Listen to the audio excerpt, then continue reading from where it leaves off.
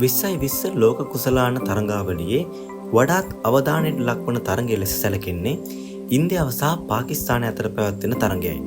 එළඹෙන 15 වෙනිදා කොළඹ ආර් ප්‍රේමදාස ජාත්‍යන්තර ක්‍රිකට් ක්‍රීඩාංගණයේදී මෙම තරඟයේ පැවැත්වීමට නියමිත අතර එය මෙවනට ලෝකයේ වැටිම අවධානයට ලක්ව ඇති ක්‍රීඩා සිදුවීමක් වෙලා තියෙනවා.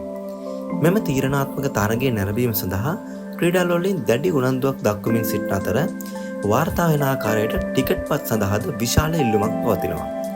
කොළඹ ප්‍රේමදාස ක්‍රීඩාංගණයේ සම්පූර්ණ ධාරිතාව ආසන්න වශයෙන් 35000ක් පමණ වුණත් මෙම තරඟය සඳහා 80000කට ආසන්න ප්‍රේක්ෂකයන් ටිකට් පත් සඳහා උනන්දුවක් දක්වන බවයි වාර්තා වෙන්නේ.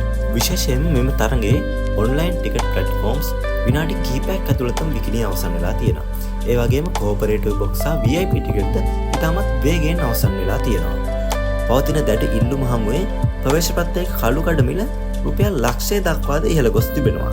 තරඟයේ නැරඹීම සඳහා ඉන්දියාවේ සිට ශ්‍රී ලංකාවට පැමිණෙන ප්‍රේක්ෂකයන් සංඛ්‍යාවද ඉහළ යාමත් සමග ඉන්දියාව සහ කොළඹ අතර ගුවන් ගාස්තුද දැඩි ලෙස ඉහළ ගොස් තිබෙනවා.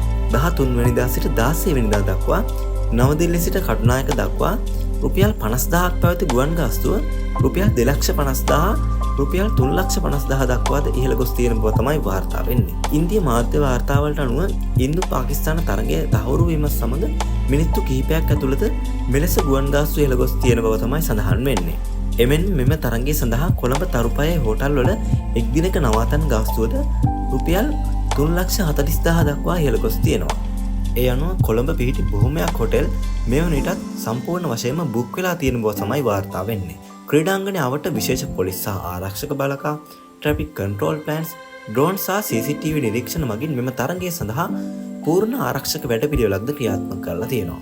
ඊට අමතරව ඉන්දියාව vs පාකිස්තාන් කියන හැෂ්ටැග් එකද මේ වන විට සමාජ මාධ්‍යවල ට්‍රෙන්ඩ් එකක් වෙලා තියෙනවා කියලා තමයි වාර්තා වෙන්නේ.